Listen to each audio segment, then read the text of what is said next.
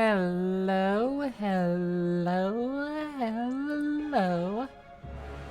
Welcome back, my pretty little petals. Doing some more tyranny. Hey, Lisa. And hey, Red, if you're back from getting popcorn.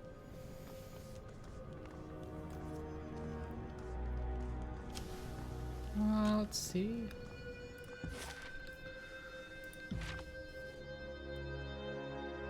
So I want to head back to Bastard City. Oh, it's quicker to teleport to Vindrian's Well than walk to Bastard City. I see. Okay. No, that's fine. That makes sense. There is currently inaccessible. Verse has left the party. So if you have Verse in the party, you can go to Merchant's Crossroad. And Hunter's Respite and Iron Hearth and... Or no, not Iron Hearth. Okay, so I need Verse active in the party. Let's go to the Forge-bound supply cache, grab that, then we'll head back to Ashwild. And then finally, to Bastard City. Much to the chagrin. On the lookout. Oh, that's a dog. Okay. Bronze War Mace. And we have a missive. From Fatebinder Meothis. Claire, do you remember your training under Bled and Mark? I remember mine. Funny to think that you and I are about a century apart, but to Bled and Mark, we are all children. I'm now the oldest of the court's children, and I've seen much in my time. It is probably for the best everyone assumes I'm old, harmless, and worth shuffling away in the archives. If I were scrutinized too closely, I'm sure Tunon would find I've grown lax in my spoiled age. Part of why I'm here, part of why I am where I am, is that I've kept my head down. You appear to be doing the opposite. In some regards, this is beyond your control. You were chosen for the honor of proclaiming Kairos' edicts, twice. To decline would have meant death, but to accept means to be placed on the stage for all to see. Kairos' most powerful weapon is not the edict. It's her ability to hand us rope that we willingly use to hang ourselves. Never forget this. There are numerous questions nestled in your request. What is it you wish to know most? Focus your inquiry, and I will answer as best I can.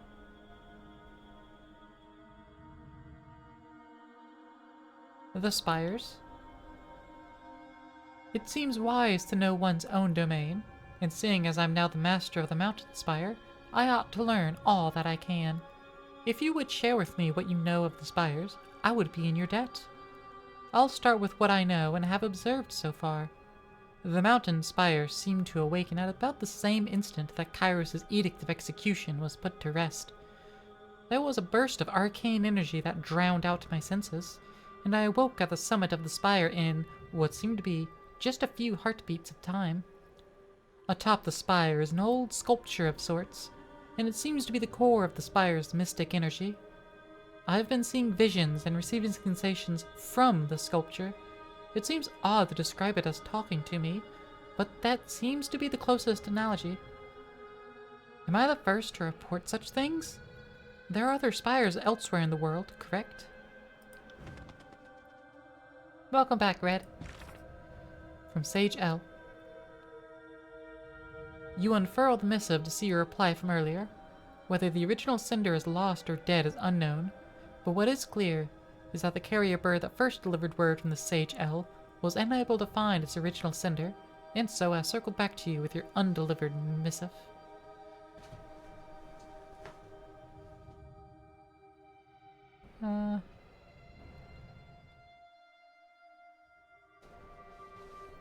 Current whereabouts are far from the ruins of the Vellum Citadel. North and east of Bastard City. So our response did not matter.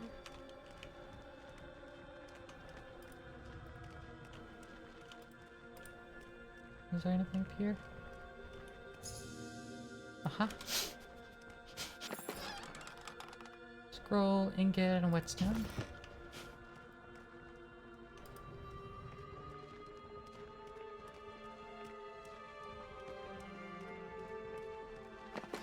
Ooh, a guitar.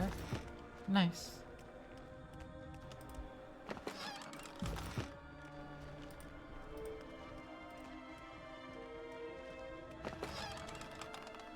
Some superior light leather gauntlets. Not too shabby. Ooh, a short bow of superior quality.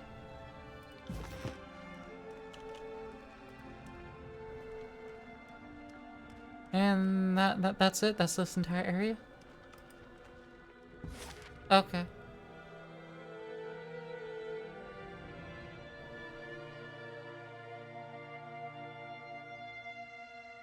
Oh, to Ashweald.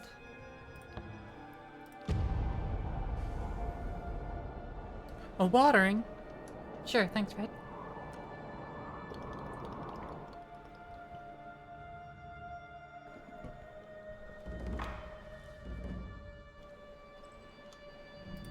Oh, new missive. From Meothas.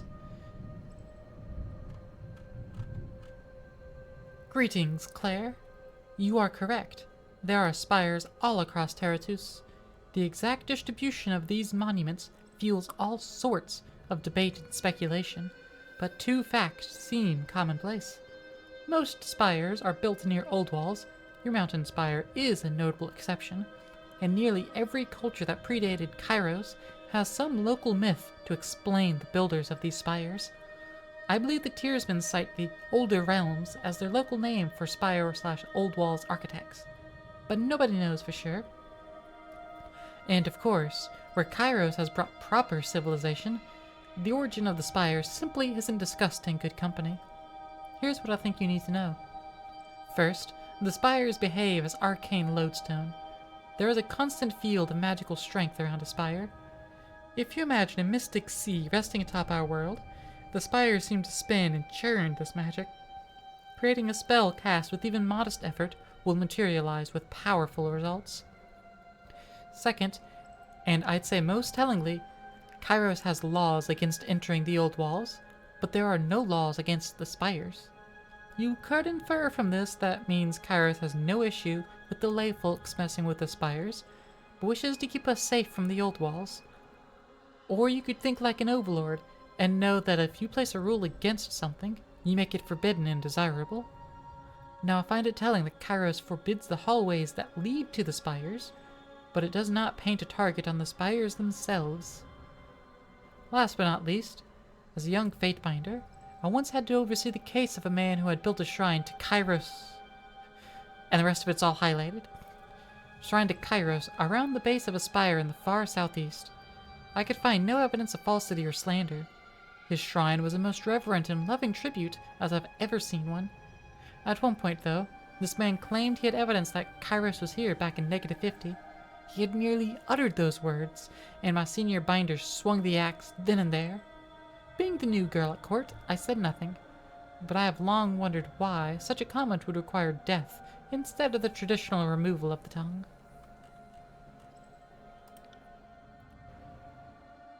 I had more questions than I have ink, but let's talk about the edicts now. And Zorbeltis. Aren't you just a small, pretty little leaf? Shaking in the cosmic storms as you're being smothered by that other Civ that's not me? Just fluttering about, eh? Such a good little leaf.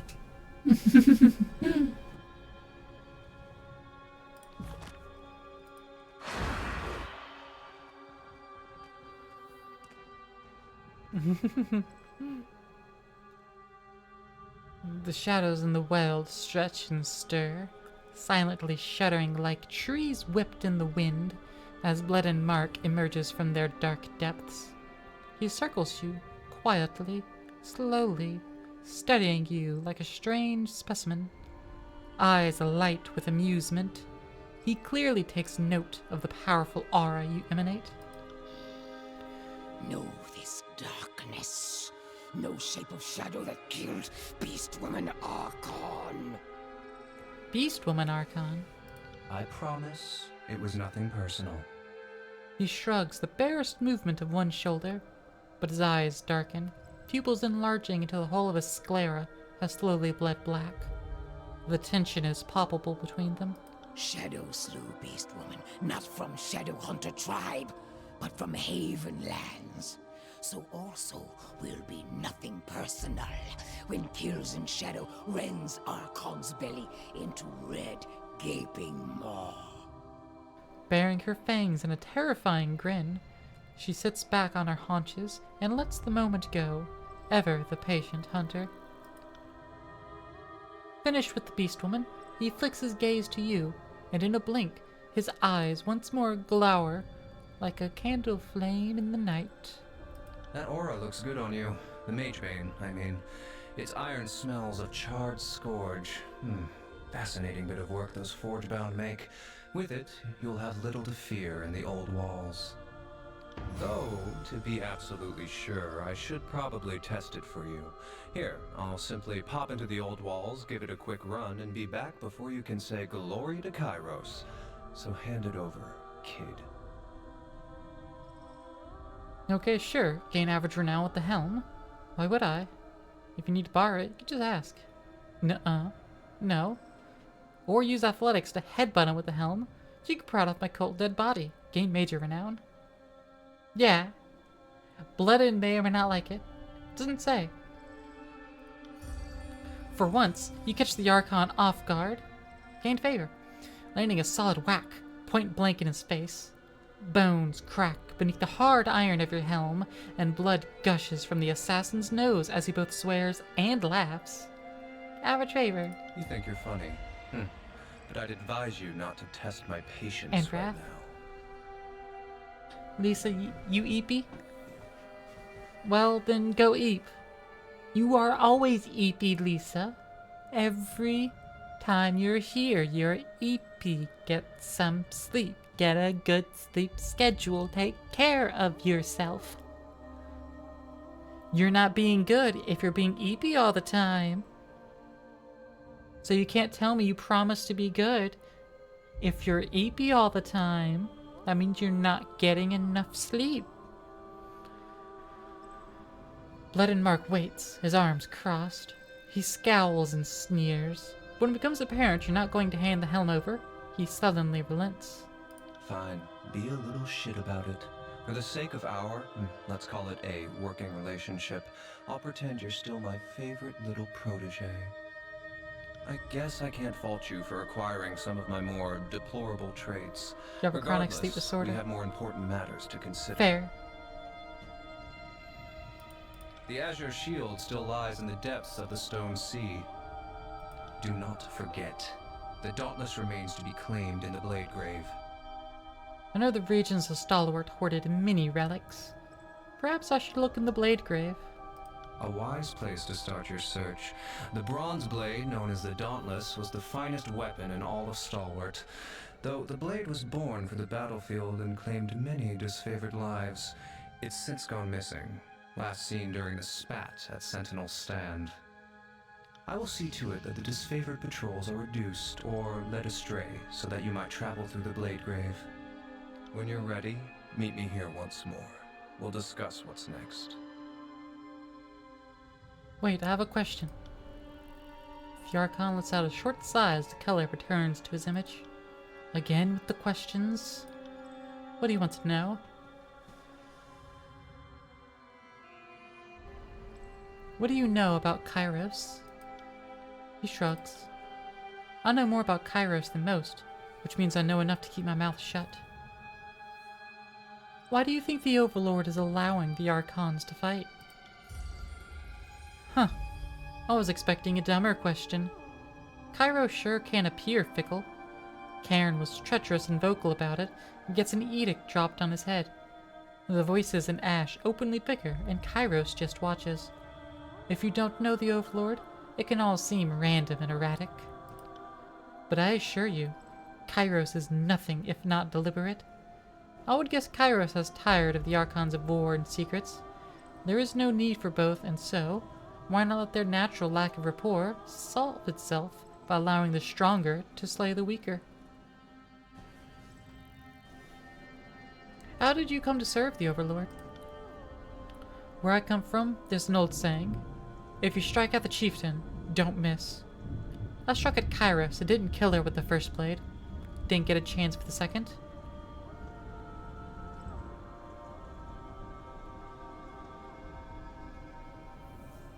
Why'd you try and kill Kairos? Why not? Because I thought I could. Because I imagined I'd have all the wealth, sex, servants, and lands I'd want if I succeeded. My powers weren't what they are today, but in my youthful exuberance, I felt unstoppable. So as penance, you were made to serve? I'd assumed I'd be drawn and quartered, but instead, I was offered a vassalage. To some, that means servitude, but to me, it means steady contracts and legal impunity. So I accepted my punishment, and the rest has been history. So, Kairos is a she, admit it. I'll admit anything you want me to. See, lying's easy. And you must forgive the storm ambiance. Maybe it'll help you sleep, Lisa.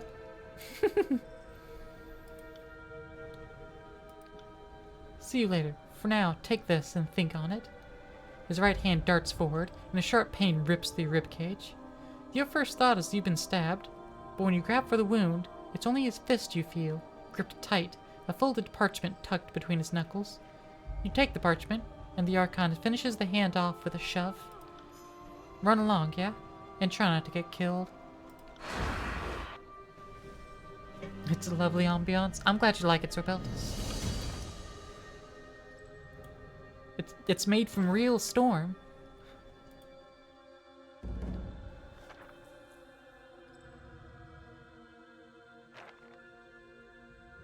Charcoal rubbing of Sunset Spire stuff.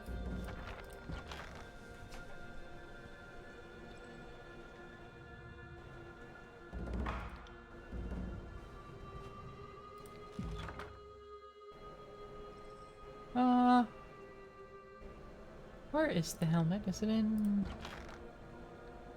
There it is, the Magebane helm. It's slightly slower recovery, less deflection, less accuracy, slightly better armor. It has a reputation, so it'll make arcane unraveling better. Fire bolts of energy that explodes in an area around the target, weakening and fatiguing all Bane inside the radius. The duration of these effects scales with the Magebane helm's renown. The Forgebound crafted this helmet to ward the settlement of Lethian's Crossing from the Bane. The iron is polished to a fine sheen, and the sigils inscribed in the dark metal glow with power. The forces of Kairos have long eschewed ceremonial totems in favor of more practical items. A statue, or otherwise more abstract symbol, could invite analysis or interpretation, while a helmet is straightforward and nothing more or less than what it is.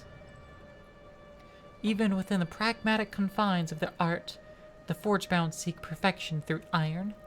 Enchantments are lovingly hammered into ore, and the shape of a piece is ushered through intentional stages of development. Plus 50 defense against spells.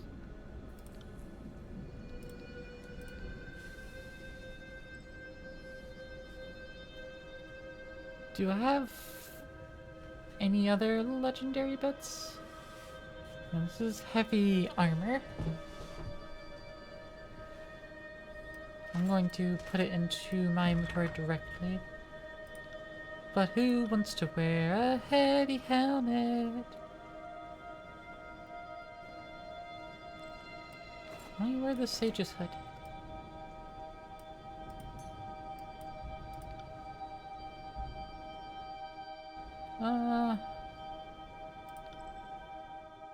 You know what, yeah. This'll be fun. I'll wear it, but I'm gonna hide the helmet because I don't like the look of it. It's not meshing with the rest of my style. So I want it to aesthetically look like the Scarlet Fury helmet. But I am not given that option.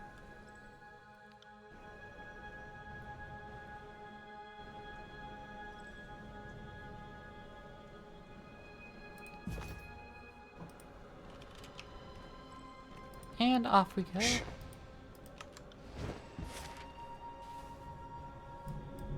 And let's just go to Sentinel Stand now. But instead, we go to Bastard City, to Tunon's court. A thick wreath of smoke is visible from the road, coiling into the sky from behind a charred hill. A few discordant cries break the stillness of the air for a brief moment. You follow the ashen trail to its source and spot a crowd of villagers surrounding the smoldering remains of a burnt house, somber and grave. Confront the group. The smell of burnt flesh assails you as you approach. A haggard-looking woman notices you and gasps, gathering up her soot-covered skirt in her hands as if ready to flee. You see a dozen other men and women with her, faces gaunt, skin cracked and dusty from ash. You demand an explanation, and the woman admits that the village gave shelter to 4 sages, a decision that she considered foolhardy. Fearing reprisal from chorus patrols or disfavored scouts, she barricaded the house's only door and set fire to the building while they slept. The group isn't of one mind. Some remain quiet, while the others call her a murderer. The argument intensifies momentarily before you let out a shrill whistle to silence them. The villagers turn to regard you, their fates in your hands.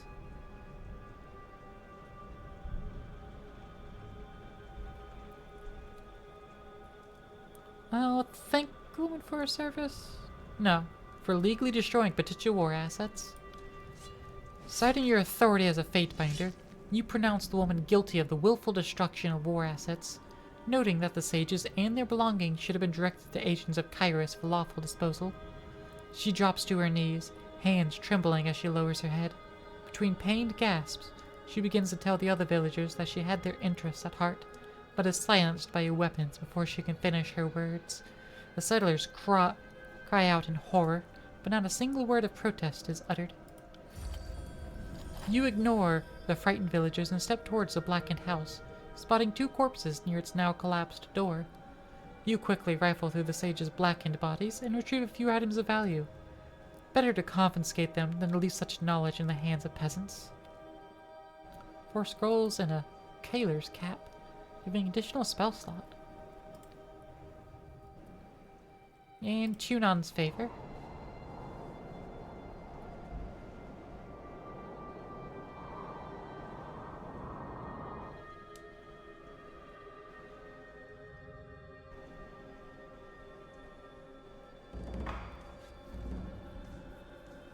Missive. From Fatebinder Miothus. It is difficult to separate fact from superstition when it comes to edicts, as it seems only Kairos knows how it all works. The rest of us are left to live in fear and ponder it all. Kairos' edicts are a sort of magic above and beyond even the Archons. I dare say the edicts are stronger than Kairos, as there's no evidence Kairos can willingly stop an edict once set in motion. Which is, in part, why Kairos' edicts seem to have an until or unless clause in their wording. I know the edict, as powerful as it is, requires a human voice to complete the casting. Thus, the Overlord has people like you proclaim edicts cast far from the Imperial throne. The magic is Kairos' magic, but the human voice is the final carrier or trigger to complete the magic phenomenon. And here's what's most fascinating, at least as far as you're concerned. There have been dozens of mortal agents who have been made to proclaim edicts. 2/3 of them die within a decade, and many give reports of lingering mystic scars from the ordeal. There have also been a handful to resolve or break an edict. These until and unless clauses get fulfilled from time to time, and we see a similar pattern in history. Those who resolve an edict often live short lives, and many speak of arcane side effects of the shattered edicts. Here's where you are unique. To the best of my fact-finding, you are the first to proclaim and break the exact same edict.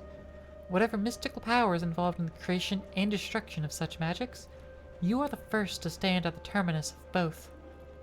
Now that I know the spires can be awoken, it makes sense that if anything can or would wake them from slumber, a shattered edict seems the likely culprit.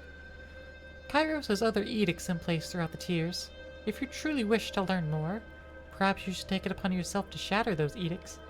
After all, if Kairos did not wish for the edicts to be broken, why include a termination clause? I appreciate the information. Thank you for sharing. Knowing what you know of my situation, what would you do? And I shall ask that question.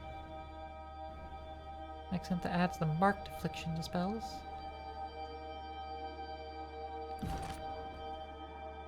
The Magebane Helm.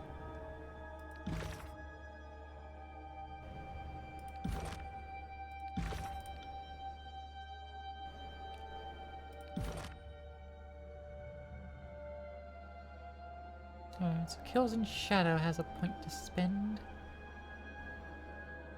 Most subterfuge, swipe at enemies in range, damaging and interrupting them. Adds armor penetration to unarmed attacks.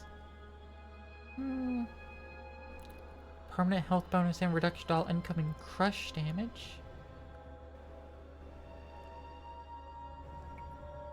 Yeah, adaptation Earth.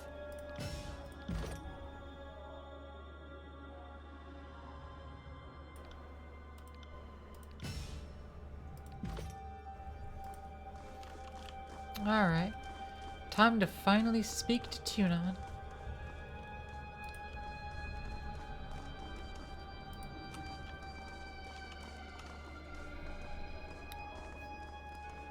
Fatebinder, your return to court is later than I expected. Were it not for Bleddyn Mark offering to vouch for your actions, I would have stripped you of title and the protections of Kairos. Tunon, Archon of Justice, regards you from over his podium. Game average wrath. Apologize for the delay, Your Honor. Accepted. Don't make a habit of truancy in the future. It's unbecoming for an officer of the court. Let us speak of Ascension Hall. We have all manner of discordant and conflicting stories to piece together. In your own words, tell the court what transpired. The conduct of the disfavored and Scarlet Chorus displeased me greatly. I ended the siege as I saw fit. Even if that meant alienating your former allies, driving a rift between the court and the military, and potentially upending what we've spent 3 years building together. I wish I shared your confidence, Fatebinder. The court will ponder the testimonies we've received, and judge the matter in its proper course. For the time being, you will continue to travel on your own accord and dispense justice to both sides of this civil war. If your presence is required here in court, we will find you. Somehow you imagine Shadow is a big fan of penetration, at least from those teeth. You are dismissed. My lord Tunon, I must plead for my innocence in this matter. That will be for the court to decide. The Forge bound on my subjects, and I hold them to a higher standard. You are the keepers of the Iron Secret. That cannot be forgotten. Fatebinder, so kind of you to join us. I wonder if you might assist in adjudicating this case. As always, I'm curious to witness your execution of Kairos' law. It'd be my pleasure. Excellent. Smith, offer up your testimony. The forge-bound artisan clears his throat. I bought a shiny bauble from a merchant passing through Lethian's Crossing, a stone of great beauty and strength. Over time, I shaped it into a mallet for pounding iron. The properties of the stone were incredible. I could swing harder, faster, without strain. It increased my production of iron weapons tenfold. Until your master grew suspicious and turned you over to me. The bauble you speak of was a touchstone, an artifact known to originate from the old walls, to which all are forbidden to go. The charge is trespass and theft of forbidden artifacts. You may proceed, Fatebinder. Did you know where the touchstone came from? Not at first. The merchant wouldn't reveal his sources, but it didn't take long to put the pieces together. You just don't encounter objects of such power anywhere else. When you realized the object's source, did you stop using it? No. Once I had figured it out, every swing of the mallet shamed me something awful, but I knew I was doing right by Kairos. I was sending his army the best weapons I'd ever crafted. I thought that might absolve me. Guess I thought wrong. Did you ever lie about using the mallet? No. That is, the other smiths were curious about my work, but no one thought to inspect my tools. Since no one asked, I never told them. A lie of omission, then. Just as nefarious in the eyes of Kairos. What if your arcane tool had harmed someone, or yourself? What then would have become of iron production? I don't know, Your Honor. I'm ready to give my ruling. I trust in your instincts, Fatebinder. Make sure that my confidence is not misplaced.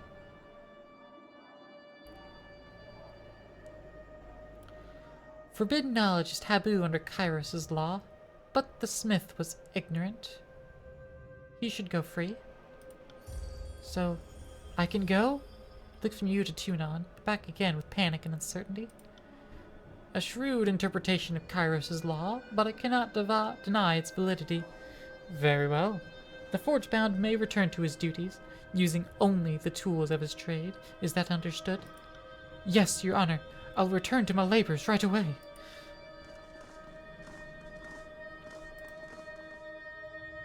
Greetings. Fatebinder Kalia?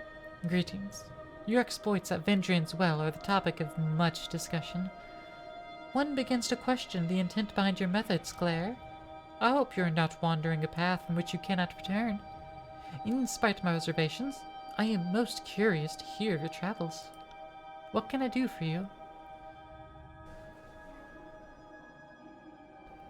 You wrote that you could illuminate the darker corners of Terratus.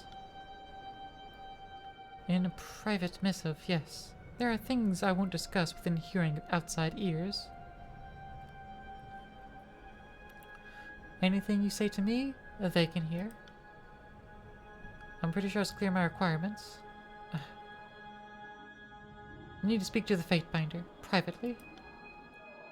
I suppose not every conversation need be recorded. Far be it from me to intrude on your very important Fatebinder secrets. Human who smells of alpha means beast woman. Beast woman will edgelurk. We'll wait for humans to finish secret words. I confess to no small amount of curiosity. I peek into my share of shadows, and sometimes I scrounge up a secret. What excites your interest?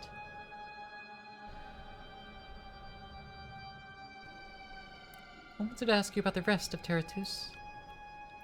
I've done more than a little traveling in my role as Tunon's agent. What would you know?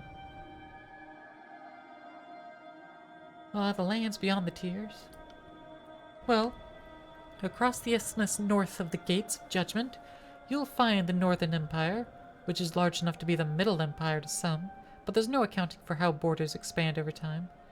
From the Northern Empire, there's Cardinalos to the east, the Echolands, and the Romani Protectorate to the south. But I've never journeyed beyond that.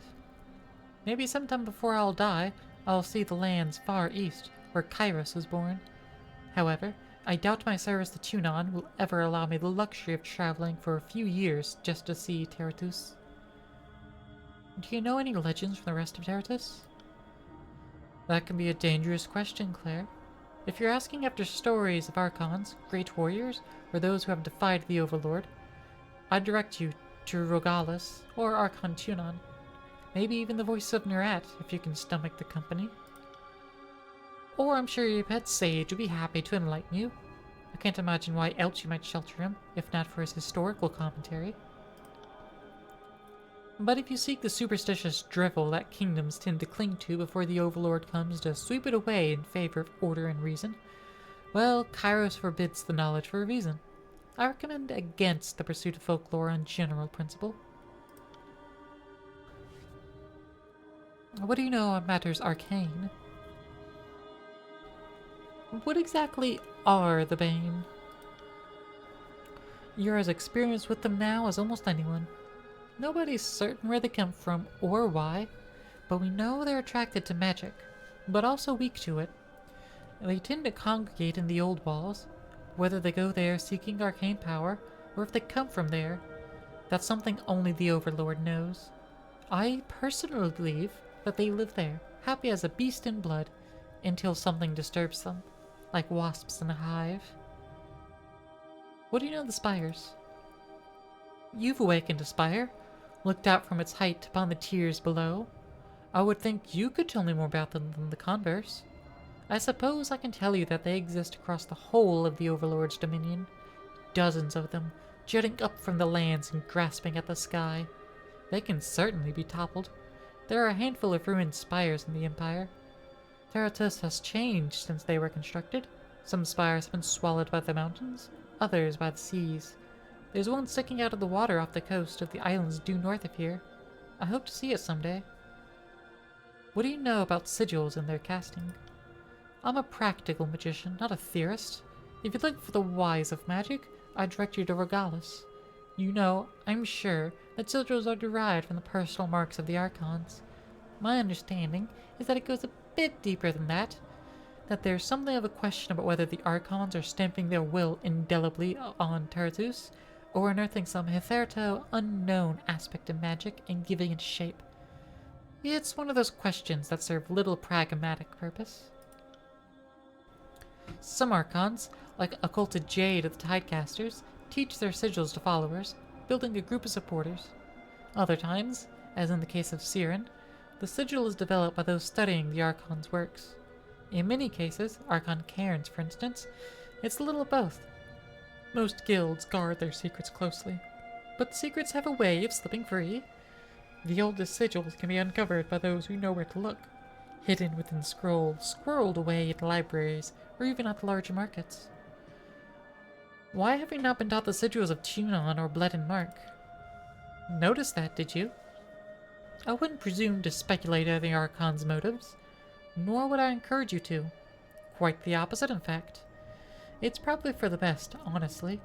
The Court of Fatebinders elicit enough fear among citizenry and envy the Archons as is. More power could very well make our work more difficult rather than less. Do you know anything about the movements of the celestial sphere? I'm no astrologist, but I have the basics. There are stars, which seem set in the firmament to the eye, yet shift with the seasons. They serve as a constant source of superstition among those who have yet to come under the Overlord's rule. They speak of the constellations as ascended archons and mythic monsters. All very illegal. The Overlord has dictated the proper names for the asterisms and the correct method in which to interpret their movements. Terratus Grave, of course, dominates the night sky, locked in place above us as interlopers slip silently from horizon to horizon each night. But everyone knows about them. A Tidecaster might be able to tell you more, were one willing to speak openly. Welcome on in, Aqua, welcome on in. Thank you for the stretch in the water.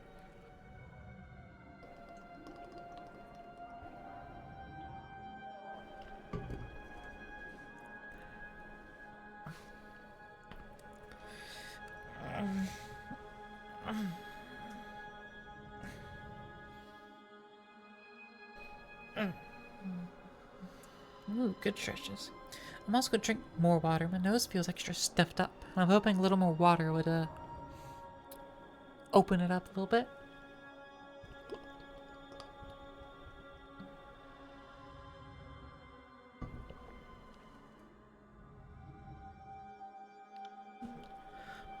Other phenomena exist, of course. Matters less well understood. The comets, planets, and aurora. All beautiful and silent. Useful in navigation and time measurement for the pale light they provide. But very little else.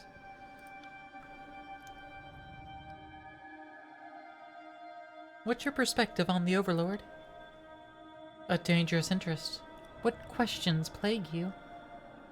What exactly is an edict, and how is it that we can issue one? You've issued and broken them yourself. You felt that power. What do you think it was? It felt as though I was a key unlocking a spell that was already in place. So you were just the final step of the incantation? Have you noticed any lingering effects? Sometimes I catch this whiff of brimstone, and I'm pretty sure it's me. She nods, scrutinizing your features, but saying nothing in response. What edicts have you read? Most recently, the Edict of Stone against Cairn last year. She brushes her lower lip with her fingertip. Each word I spoke shook the land, drawing moisture from it, from me. I felt Cairn's presence as he raged through the soldiers dispatched to stop him. I felt him weakening under my onslaught. Under the overlords, rather. Not that I'm convinced that division existed in that moment. I was Kairos' mouthpiece, Kairos' tool. She shakes her head. I still wake with crust in my eyes. Even freshly laundered, my clothes bear a thin layer of dust. What do you think is Kairos' end goal in all of this? To win, I suspect. What form that takes, I can make some guesses, but that's all they are. Thus far, the Overlord has always had some new front to set soldiers against, some new land to conquer, an opponent to villainize. What's left when the entire world falls under your control? Do you start melting down swords into plows and devote yourself to developing the society you wanted to establish when you first set yourself to war? Do you seek out dissenters and make of them the new enemy? Or do you manufacture enemies from those most likely to challenge you, as if any of those choices excludes the others? Plant corruption win? Hey, Vivi. I had nothing more to ask the Overlord. That's all I wanted to know. You seem to know much of my actions. Have you been spying on me? Don't act so surprised. It's my duty to ensure that those who operate under the Adjudicator's name adhere to the spirit of the law, if not the very letter. And those who don't? Will be dealt with swiftly and efficiently, at the point of Bledenmark's blade. I knew you would. Of course, that is assuming I don't must dispatch feel them as I first. do the connection I take my duties between us. seriously, and I am very, very good at it. I've got nothing to hide. So you say, but I have to weigh all evidence presented before me with an objective eye. Assume you are being watched, Fatebinder, but don't concern yourself. That's no more than any of the citizen of the Empire can expect.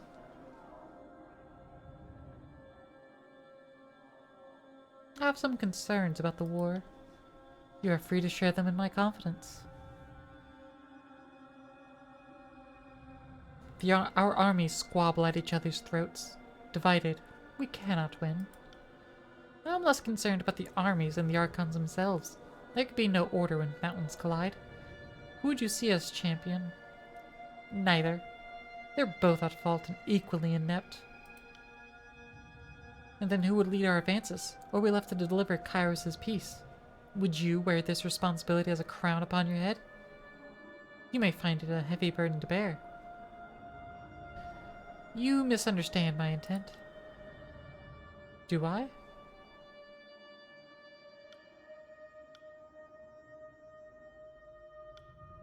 I want to say this, neither. I can handle it. The Adjudicator trusts your prowess, but in this I am more discriminating. You should be as well. Peace. Fatebinder Rogalus.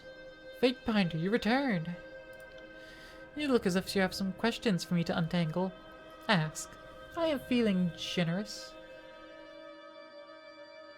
Can you tell me about the old walls and the Bane? With which should I start? The old walls. We know little enough about the ancient structures, save that they predate all historical record. The forbidding ruins crisscross the Tiers and North alike, centuries before you raised our cities. The only one old enough to guess is likely Kairos. What about the Bane? The Bane are found in the old walls, but much of their defining qualities still escape me. They are creatures of smoke, claw, and fang. If you find yourself unfortunate enough to fight one, remember that spells are effective against them, but grab the attention of others lurking near.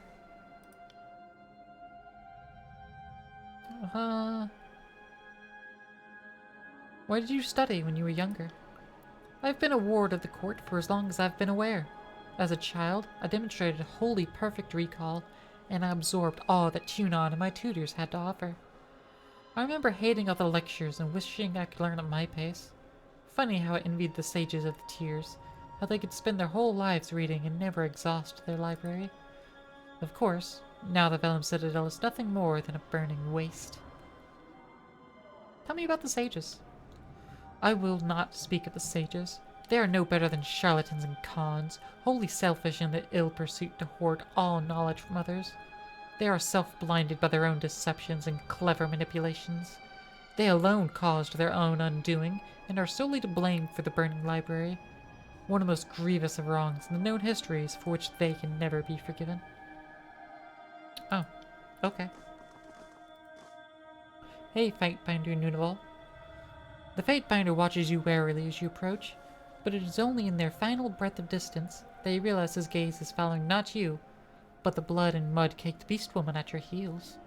The hardened warrior stands as stiff but ready. His hand rests on the iron hilt of his halberd, but he does not lift the weapon from its holster. Is there nowhere you not traipse, creature of darkness? He demands. Is there no hovel in any realm that you beasts fear? Tunon gained very minor wrath.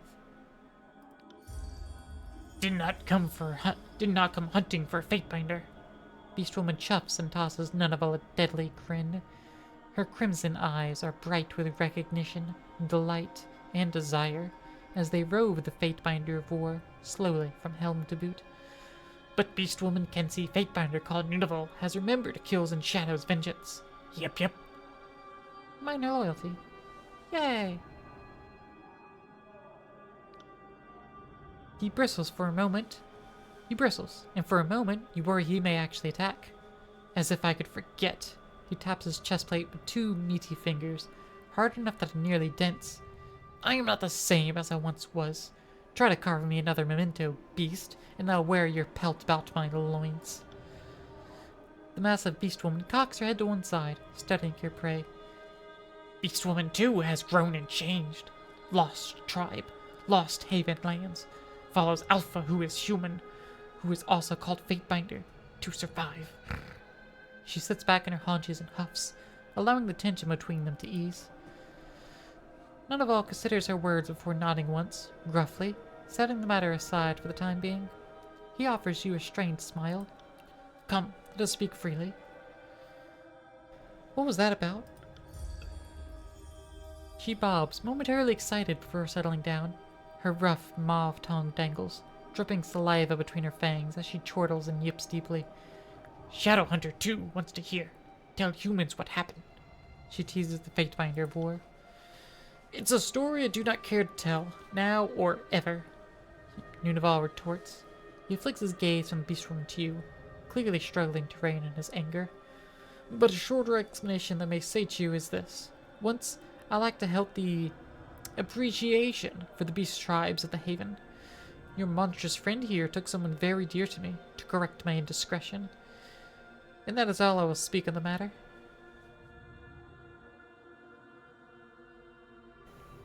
I have claimed the spire at Vindrian's Well. So the court's whispers are true. The Fatebinder rubs his fingers along the underside of his chin, pondering his thoughts with great weight. After a moment, he offers you a wistful sort of smile.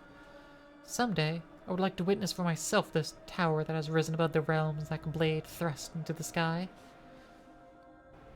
Bye-bye. You return.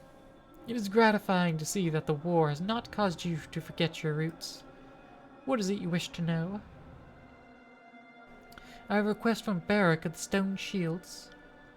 That troublesome armored figure staring daggers at me from the antechamber. What does it want? Tunon glances beyond you to the distant imposing silhouette. He came to inquire if the Forgebound could help remove his armor. If he has become encased in iron, that is none of the court's concern. Our forge-bound smiths are occupied crafting weapons for the army, and I would not have the focus diverted to liberate one soldier from his raiment. As you will, Your Honor. Now that it is decided, is there anything else you need from the court? Tell me about Bledin Mark. He is my headsman, and an assassin without equal. His official designation in Kairos' hierarchy is the Archon of Shadows, though I wonder if he ever considers himself aught but a slayer of the unjust. Does he serve you alone? Your question is flawed. We are all servants of Kairos. The Archons are also agents of their own interests, those chosen few in power to bring order to the world in accordance with Kairos' peace. At present, Bledin Mark is my vassal, and I his patron. The relationship is not so different from Graven Ash and Cairn, the fallen Archon, or the voices of Nerat and his songbird, Siren. Such partnerings and apprenticeships are common. They provide mutual benefit to the Archons involved, as well as a measure of oversight. How did he earn his title? His work away from the court takes Bledin Mark to the dark places of the world, the Tiers and Northern Empire alike. Over time, Shadow became his dominion. They cloak him, protect him, and even fight for him if need arises. It is said that Bledin Mark can travel to any place where shadows are cast. Only he would know this for certain. No more questions. Thank you, Tunon.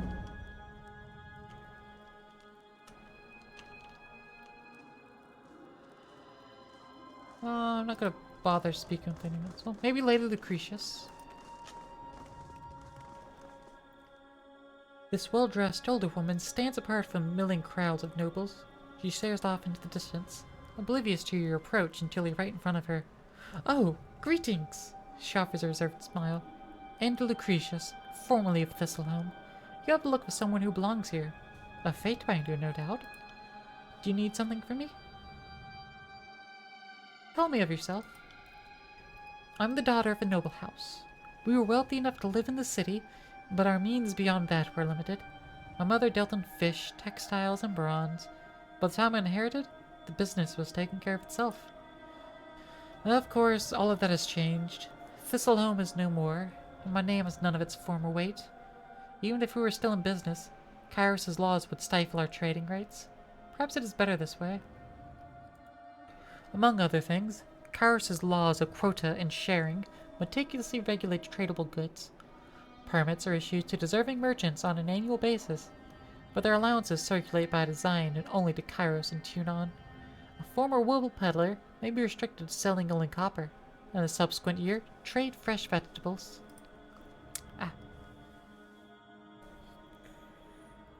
How has Bastard City fared since the conquest? Kairos' forces took the city as we expected them to, without mercy or restraint. The Scarlet Chorus spilled more blood than we had to give. The disfavored took their share of slaves after the Gates of Judgment. It was a dark day when we watched our countrymen hauling supplies for the Overlord.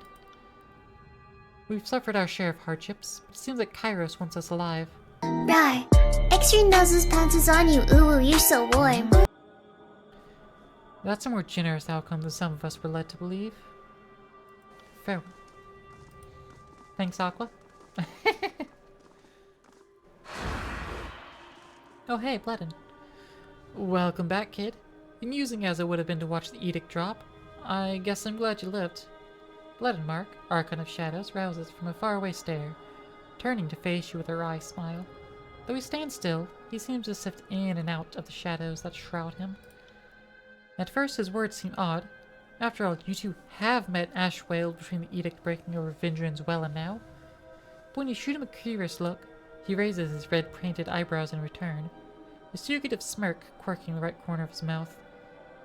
Clearly, he doesn't want you mentioning your clandestine meetings in the presence of the court. I gain average favor with just nodding subtly.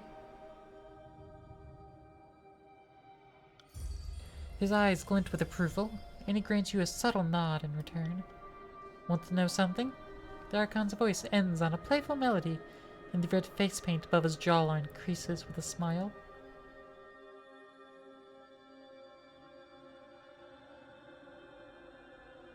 Only if I'm not going to regret knowing it. You won in a lose-lose situation. Not saying the Adjudicator was wrong to send you into certain death. Someone had to read the edict. But I like your type, kid. You're the right combination of capable and too damn stubborn to die that not only survives, but thrives on suicide missions. The Archon's fighting damn well didn't help your chances. Can't say I'd have done different if it was my life on the line. Alright, Aqua. Have a good sleep. Everyone's keeping an eye on you, because you did something nobody has done before. Gotta guess that's what that might be.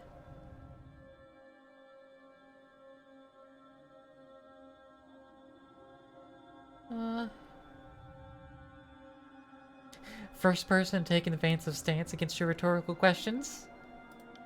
Second, actually, but not that. Proclaiming an edict isn't new. Neither is surviving or resolving the commandments of an edict. But you were the first to proclaim and resolve the very same edict, and it didn't kill you. In one fell swoop, you survived your second edict, resolved the very one you had proclaimed, and woke an arcane structure that had slept for centuries.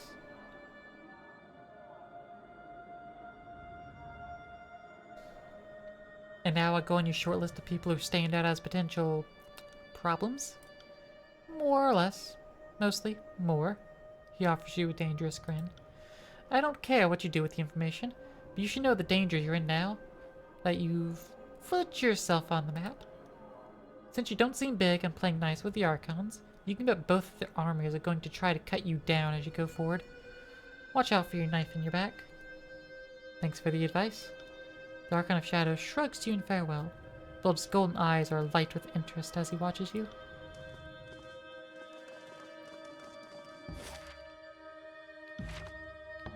Shattered Bastion.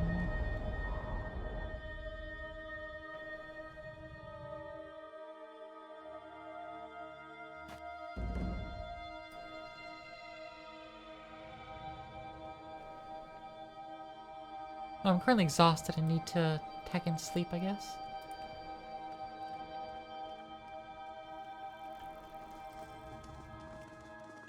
Can't do that. A box.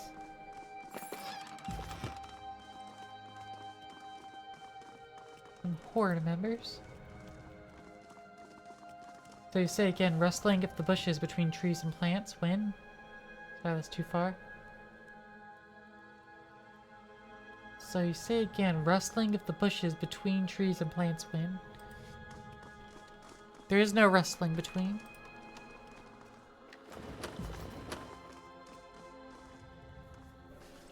You can only ship if you're going to draw art.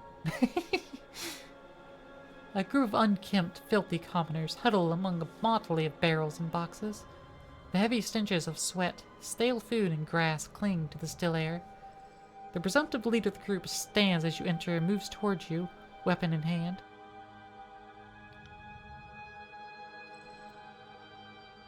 The approaching woman's olive cheeks seem drawn and sallow, dark circled shadow eyes that survey you before searching over your shoulder.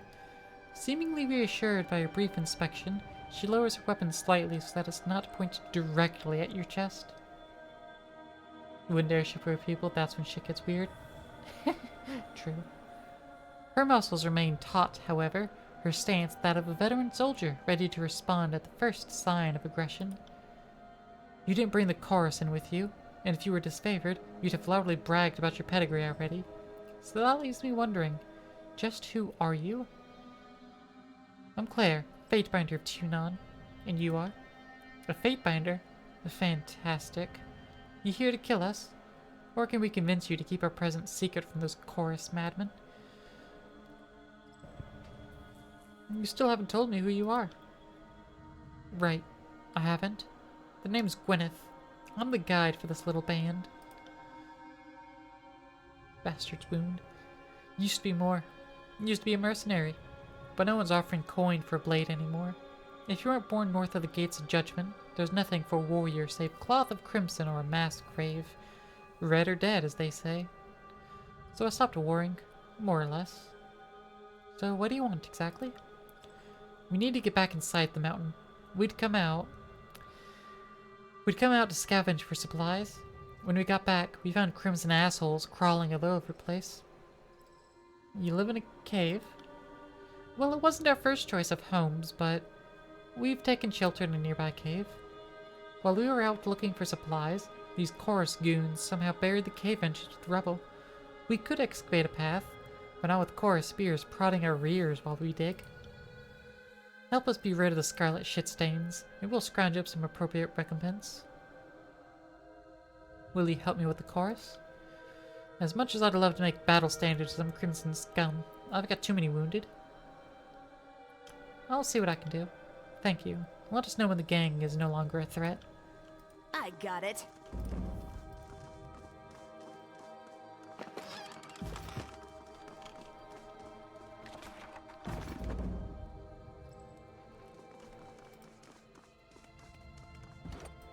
Climb the rope.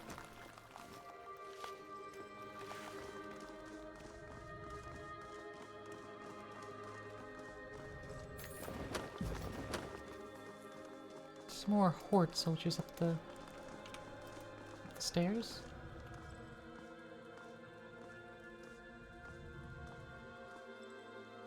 A lot of horde.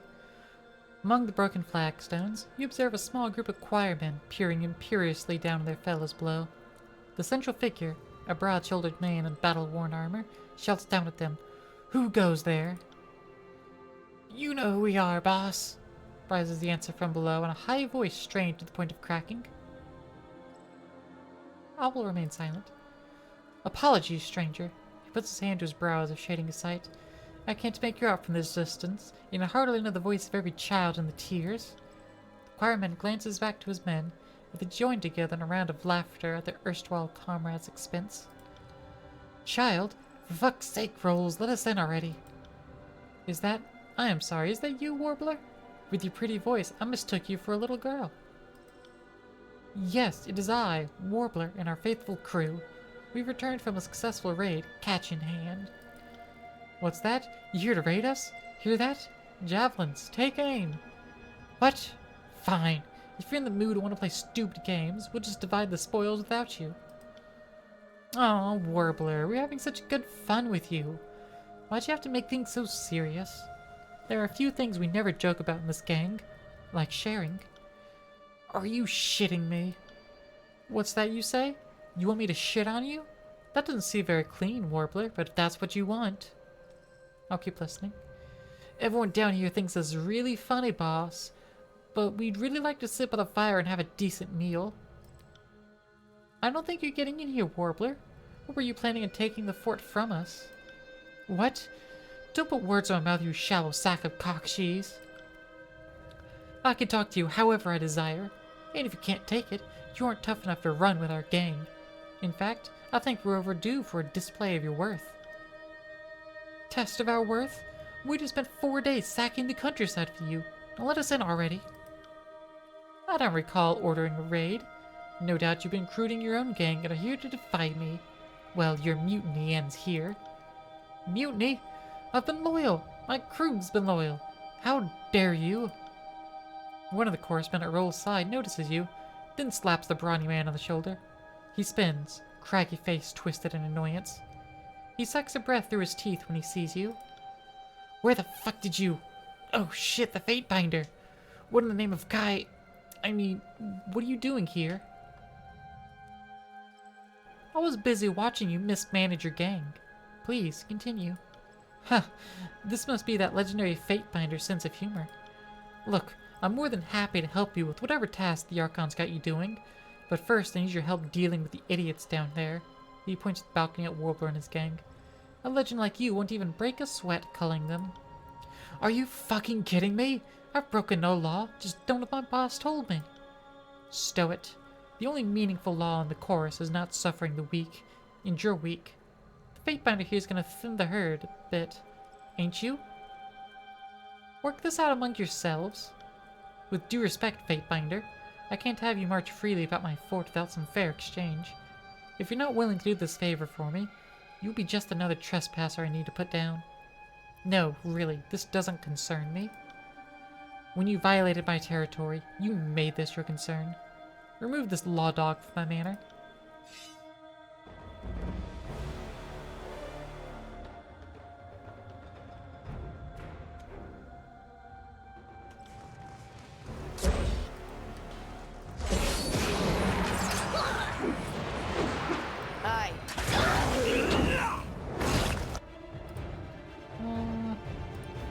Swift Savage Strike.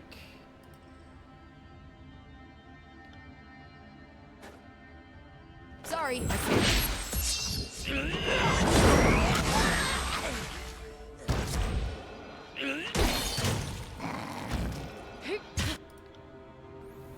Flurry of blows. Take that! Do not flee!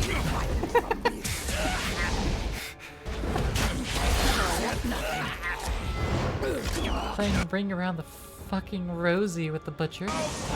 My nose! My nose! No!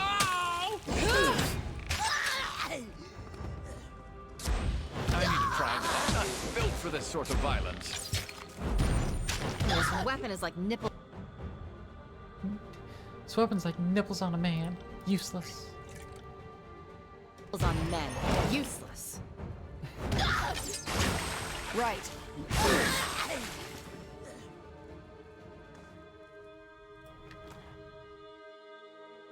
Blood changer staff.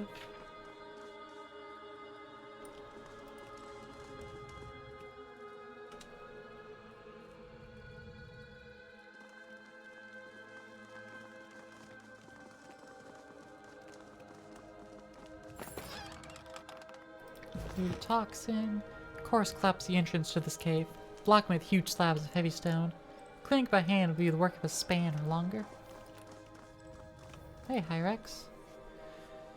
The man bound before you wears disfavored violet, crusted with patches of dried blood. The faint blue light of an oathbound scout sigil shimmering unsteadily through a thick layer of grime. He watches your approach from under a lowered brow, his features sunken and dark. His right eye socket seems a bit darker than his left, as if he bears a near-healed bruise, and the sour scent of mingled sweat and urine wafts from him. Fatebinder. Apologies. Haven't had occasion to say much today. You recognize me? A brother and a sister of mine served at Vengeance well. Because they have seen you, I have seen you, and we all saw the way you lit the sky with the mountain spire. And that's hardly the only thing I remember you doing that day. I'm called Hyrax, son of Hyperia, oath brother of Marek, currently attached to the 5th Boreal. Good to see the butcher butchered. Would have been nice to do it myself, but I suppose I had my shot at him. He shifts against his bonds, wincing. Add the conscripts on a lower level to the pile of corpses, and I'll give you the intelligence I've found since coming here.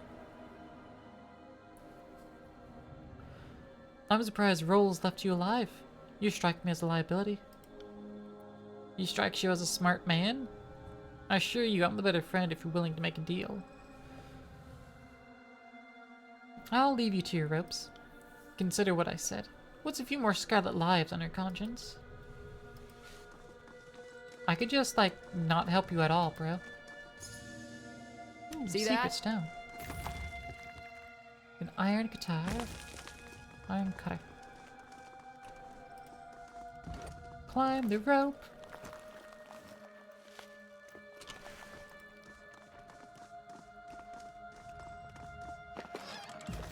There's some more stuff here. That's all it is. Can't do that. Just some more stuff. Oh, there's another thunder. It's gonna be audible soon, maybe. Who just leveled up? Eb did. Yeah, stronger spells. Moderate bonus damage to magic staves. Thick fog that reduces enemy accuracy and grants a bonus to the party's subterfuge. Large AoEs. Over repelling water. Mother's Embrace erupts. Globe of water. And when it erupts, nearby targets are afflicted with drowning.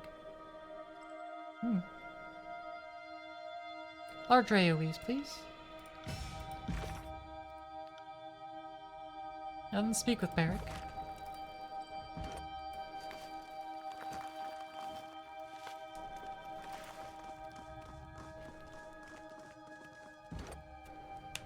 Lower the rank.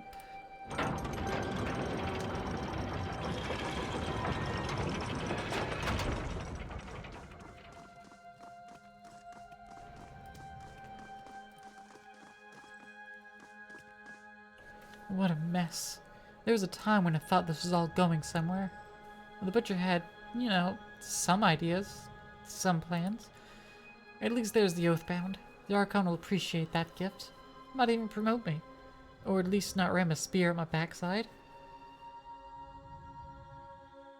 The Oathbound stays with me. But it's not like I can go back to the Voice of Nerat empty-handed. Worse than empty-handed, considering lost gear and manpower. You can leave without the Oathbound, or you stay and join roles. Yes, Fatebinder, my thanks to you. He and his crew shoulder their gear and stumble away.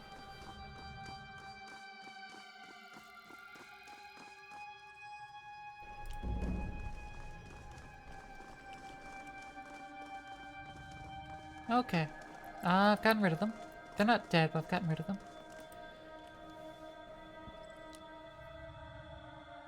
Get these ropes off me and I'll tell you why I'm here. You got that backwards. Tell me what I want to know, then I free you. Says nothing, and then scrutinizes you. My team wasn't the first Iron Guard Akalos sent to this estate. The other never reported back. We were dispatched to recover whatever was left of them, but we found precisely nothing. No gear, no evidence of a fight, nothing that seemed a sign left for other disfavored to find. Then Rolls hit us, at night, by surprise, like a motherless coward. We had set watch, obviously, but one of his mages did something to Corex that kept him from calling out. It was the pain of him burning that woke me and the others, the only reason we were able to kill the chorusman we did. He shudders, then releases a sigh. No one else survived, only the General's grace saved me. We canvassed the entire area pretty thoroughly before Roll showed up. Only place we'd stayed out of was the cave in the back. The hole scared Roll shitless though, so we closed it up. Wish we'd have gotten a chance to check in there for the first crew. Then at least I'd have something to take back to Ironhearth. Thanks, Zorbeltos, for the stretch in the water.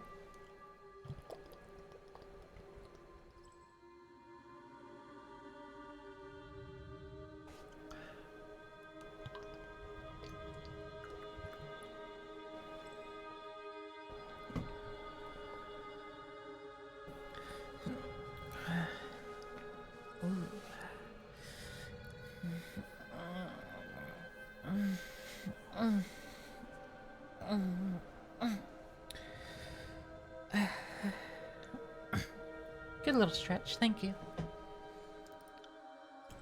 There. That's all I know. Wanna help me get out of these ropes? I'll free him. You're talking lots of water's needed and stretching's never wrong. True. Thank you, Fatebinder. Hyrax straightens as you release him, then stretches, his joints cracking loudly. Speaking of stretching. He scowls at his arms, which are obviously badly broken and feel twisted by his bonds. I appreciate the aid. You know what I know, Fatebinder. I need to return to Ironhearth and report in. And get these limbs straightened out. No enjoyment in that, I promise. But at least it'll distract me from everything else.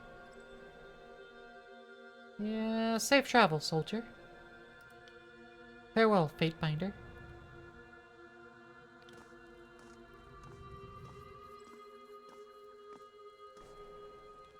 Yes. Sorry, I can't.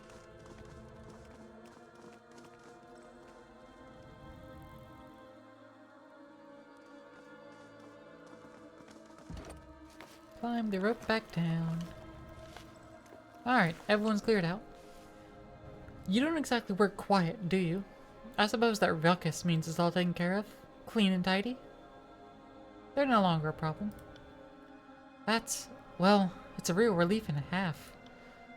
There was always the chance we'd get stuck out here, that the mountains would move again, or, Kairos forbid, Cairn would come back to finish what he started. So Wags, one of our specialists, he cooked us up an alchemical compound called Ocean's Fire. Burns as fast and hot as a Wrathcaster spell. Said correctly, it'll clear the cave entrance out in an instant, but if it gets bumped wrong, say by some idiot chorus conscripts, we all meet the void well charred. I'm not a guild apprentice, so give me the ocean fire. I'll see you to the ocean through the cave entrance. Thank you. Be extraordinarily careful with it. You don't want to be within 20 paces when the paste meets the air. Hunker down behind some rubble up top, then lob it out the cave entrance. She reaches into one of the crates and pulls forth an unpainted clay pot. She passes it to you with extreme gentleness, and you note that its lid is sealed with a thick ring of melted wax.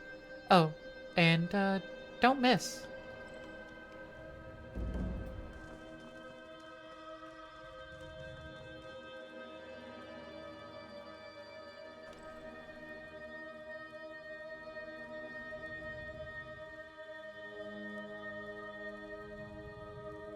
Yeah, instead of climbing the rope, I'll just go the long way around, so that I'm not climbing up the wall and jostle it and perhaps break it, you know?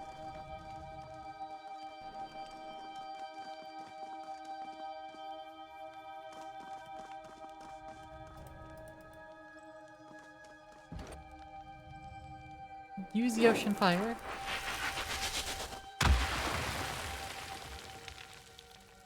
Well, that was about what I expected.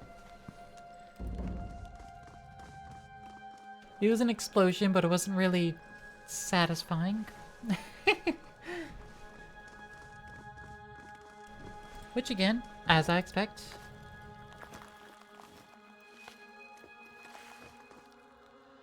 I saw the ocean fire from here, like a spire of living flame. Felt it too. I imagine it was something like that when Cairo struck down the Vellum Citadel. Not quite the same order of magnitude, no. Anyway, thanks. If you gotta get these supplies together, move them inside. But you go ahead, just, don't tell them I sent you or anything. Who is them, and how will they know I'm not hostile?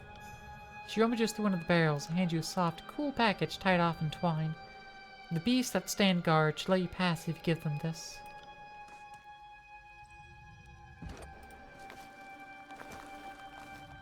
I wanted to ask more follow-up questions, but okay. No follow-up questions.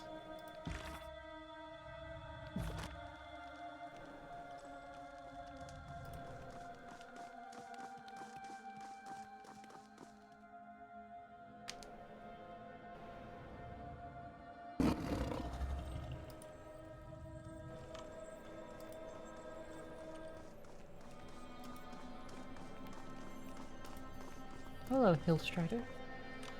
The shadows shift before you in hulking masses of darkness. As they step closer, the pale luminescence of the cave fungi highlights blunt, bony features. Lips curl back over yellow fangs and violet gums, and sinewy muscles tighten as the beast's clawed fingers spread open. Another human! The largest of the figures steps forward, revealing herself as a heavily muscled beast woman covered in rust-colored fur. Her yellow gaze narrows intensely upon you, nostrils flaring to drink in your scent. Does new human offer man-flesh to Hillstrider's pack? Crying leather-clads offer more bone than meat. Made short meals for beast woman. West River Alpha, but reeks of seed salt. Kills in Shadow sniffs at the gathering of beasts. These whelps reek of the old walls. Can Fatebinder not smell it on fur? You look hungry.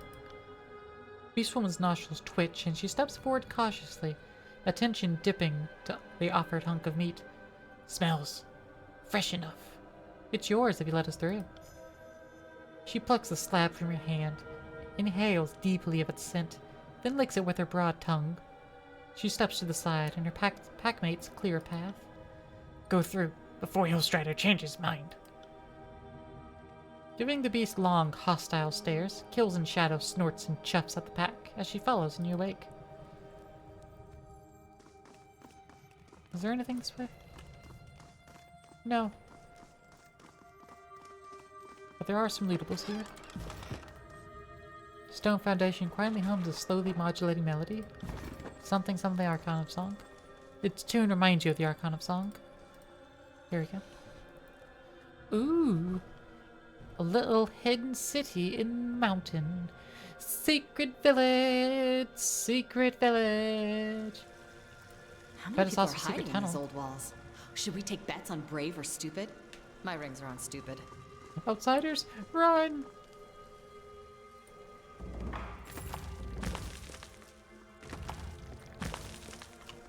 What did I just pick up? It looked like a brain.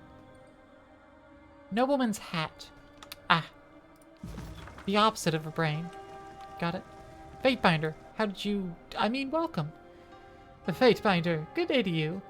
The young man greets you with a smile as distant shouts reverberate throughout the area, steadily growing in volume. As you might have observed, your presence comes as a bit of a surprise. It's an unexpected pleasure, I mean, to receive an esteemed servant of the court. Sage Lantry, how did you... What are you doing here? I could ask the very same of you. Taking shelter in the old walls, that takes nerves of iron, or wits of stone. There's running water. If you don't mind a Bane attack now and again, this isn't the dumbest place to hide. Scent of Bane is distance. Many beasts nearby. Explains why humans not terrified to be in old walls. Well, this is unexpected. Though I'm glad to see you alive, my young friend. I'm not here to reminisce. I'm with the Fatebinder now, so I'll need to insist that you start explaining... whatever it is you're doing here. I am Mel, of the Vellum Citadel. Formerly of, I suppose I should say. You aren't here too. I mean, Kairos doesn't have another edict in store for us, does he? He taps a long quill against his thigh, its feather plume fluttering nervously in return. I figure if that was the case, I'd be waist-deep in lava as we speak. What is this place? I struggle with the definition myself, truthfully. We call this place the Bastard's Wound, or just the Wound for short. It's a refuge of sorts, a haven for folks displaced by war and poor decision-making. Everyone that is here discovered this place by chance, but remains by choice. The decor is unorthodox, to be sure, but it does come with the benefit of extreme seclusion. Not that we object to the court's presence, or that of the Archons. We simply thought it best to unburden you all of the weight of governance. I know you have better things to do than check up on us. We're fine, really. Everything's fine. You look past the scribe, taking note of the details in this cavernous area. Giant stone walls flank the space and ascend to an open sky. Otter VT just brought 3 independents to the Domestication Center. Let's see which sign up. Welcome on in. A love raid. Hey, Bio. Welcome on in. Thunderous waterfalls cascade down, nearly ringing the stone-tiled islands that comprise the settlement. Though covered by damp moss and man-made tents, the stone architecture here is unmistakably of the old walls. Y'all were doing some talk shows and podcasts. What were you talking about? What were you podcasting? What kind of pod were you casting? What's all the commotion about? Visitors are always the cause for alarm. Moreover, you aren't just any outsider. You're a Fatebinder. To many, it's as if Tunon just strolled into our homes. Your dispensation of justice Otter VT has become addicted to the biorhythms. Little known and technically hidden settlements such as ours. Some of the refugees here don't know your intentions. No doubt they have little to fear, right? You were tormenting Otter? And us thanks to follow? You were tormenting Bio, Otter? Good, Bio deserves to be tormented. So why are you all here? Entry into the old walls is forbidden. Of course. I can see why things might appear that way. If you look at the drawing of the area, we are, by way of several fathoms, below the old walls you see rising up. So who's to say if we're in the walls, or really just underground? I mean, other than a Fatebinder, of course. I merely mean to suggest that there's some potential ambiguity as to whether we've really done anything wrong. Examine the parchment. Sketched upon the crumpling parchment is a cross-section of what appears to be old walls running through the mountainous region of the Bastard Tier. If this map is accurate, these old walls run almost entirely under the mountains. The upper reaches of these old walls are just a few stories above the valley floor. Judging from the map, the old wall slopes upward as it travels north, and slopes downward as it heads south. I'm not here to condemn this settlement. Yet. Thank you, Fatebinder. I heard that you gave warning to the sages at the Bellum Citadel before the edict came. I'm glad to see that your mercy extends to us as well. Things here are complicated. I will merely say that this is an unusual place, and its legal standing somewhat unclear. We would never knowingly violate Kairos' law, is what I mean. We appreciate your generosity, Fatebinder. I hope that you will come to appreciate the wound in time. No doubt you have many questions of us. I shall do my best to acquaint you with this, outpost. Is there anything I can help you with? Who's in charge here? Unfortunately, that's a matter of debate at the moment. For a while, two men in particular led this settlement. Tidecaster Wagstaff, who has been here the longest, and forge-bound Master Jaspos. They made it possible to survive here, but rarely see things eye to eye. Were the conditions here not so fragile, I'm certain they would have come to blows ages ago. Wait a second, Tidecaster Wagstaff? Is that what you said? Yes, I believe Wagstaff will be most amused to see another Tidecaster. He's been here as long as any. Most of the folk here credit him with this making the whole place possible. Oh, I'm sure this will be amusing. There's another Tidecaster alive, yet you seem largely disinterested. Of course, because all us Tidecasters sleep together in a big clamshell made of solid moonlight. Look, I'm glad Wagstaff is alive and well. I'm just curious why this fucking coward didn't join us in our battle against Kairos. Fair. I'm curious to hear what he's been doing that made it impossible for him to join the rest of us in battle.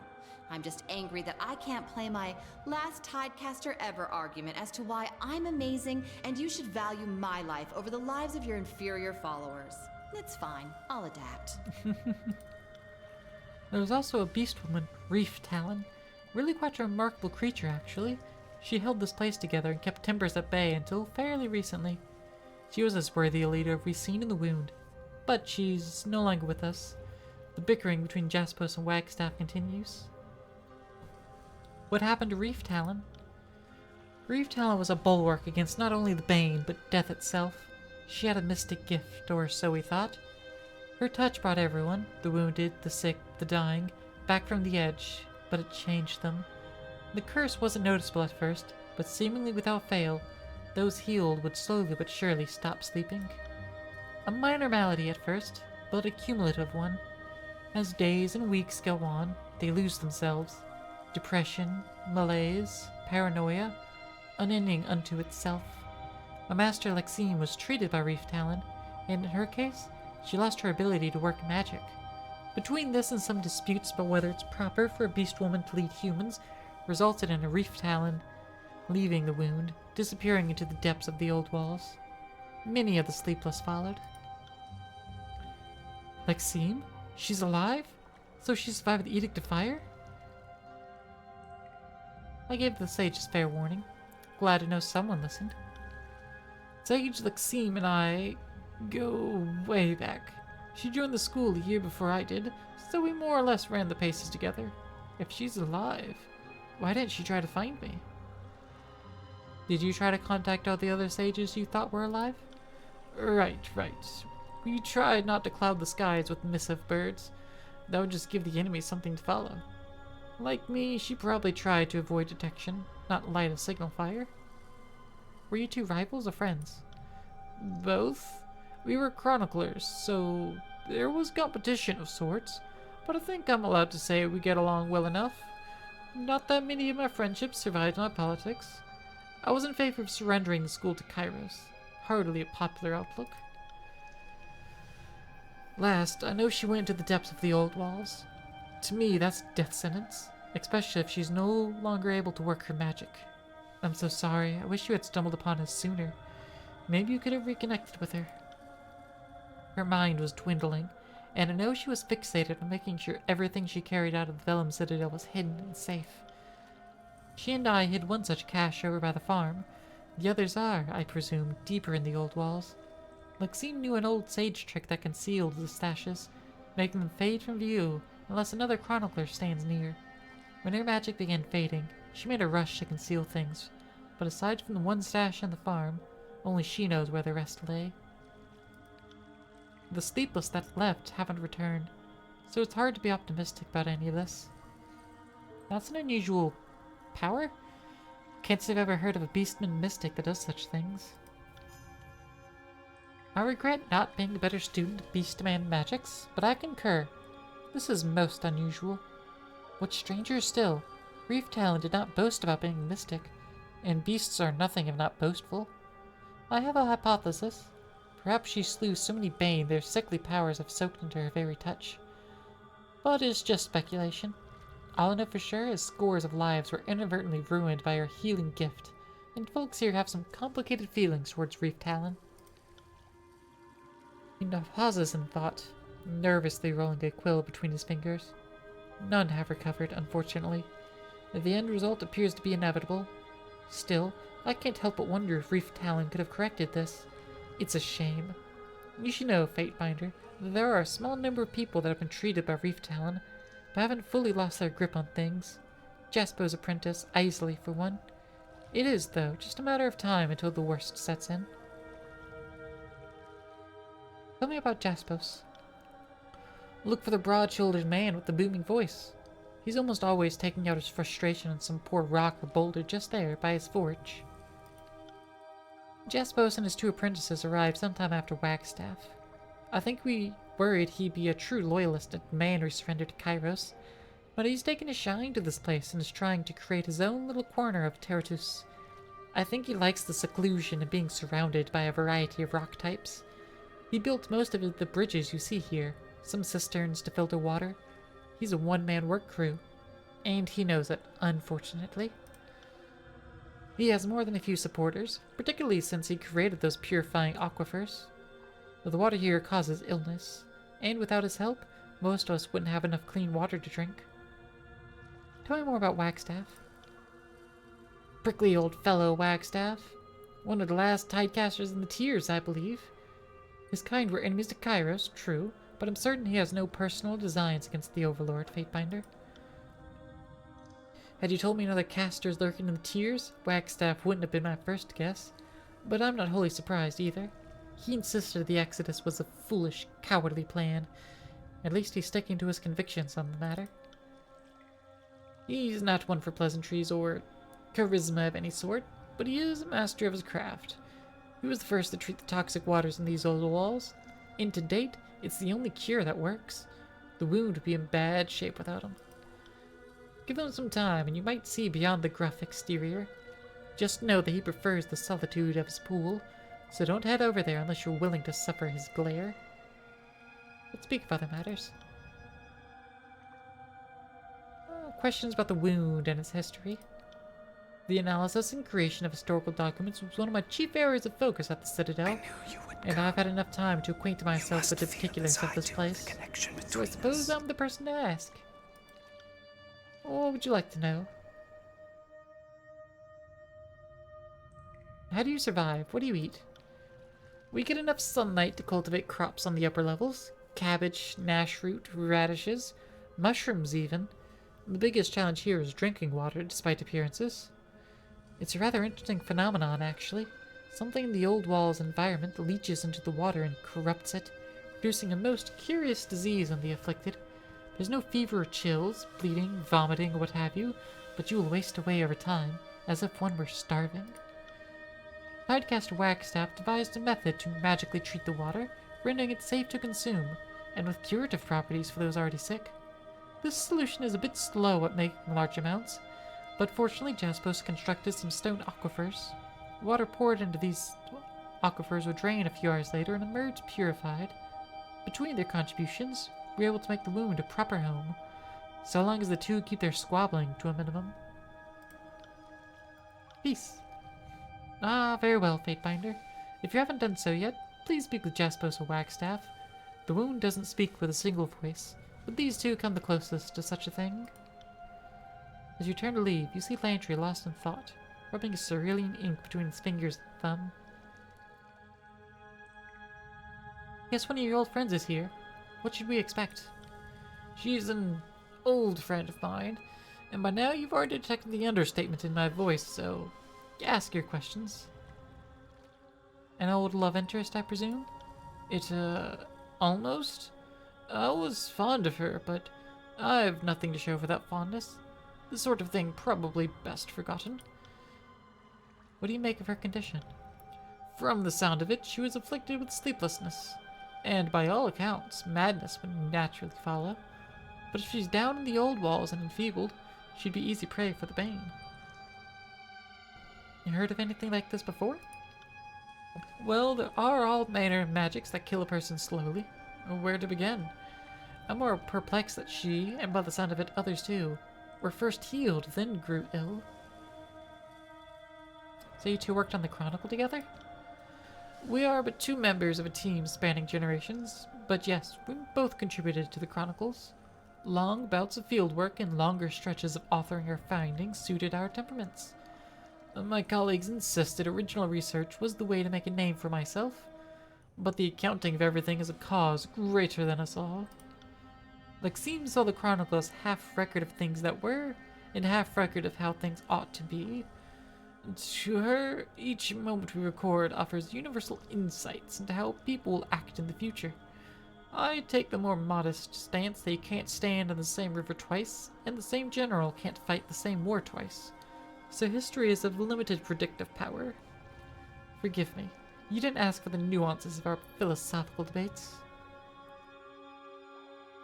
What do you make these Chronicle fragments you tasked us to find? What? Whatever, I'm still asking the question, but I don't understand why we're asking it.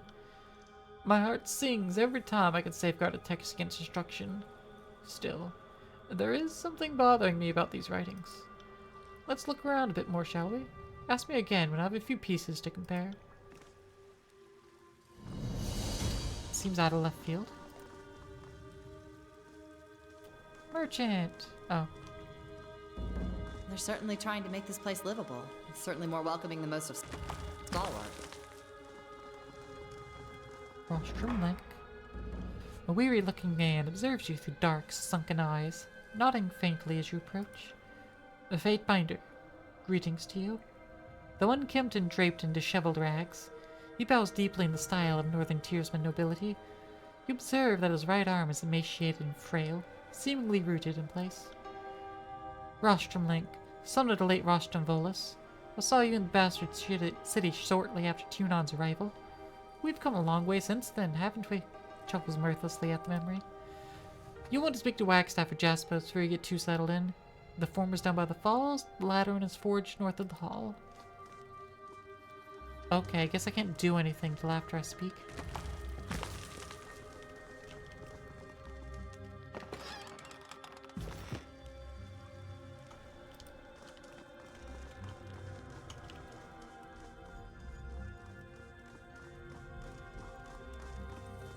Unless I'm mistaken, these markings suggest multiple tribes cohabitating. And in such proximity to humans. Intriguing.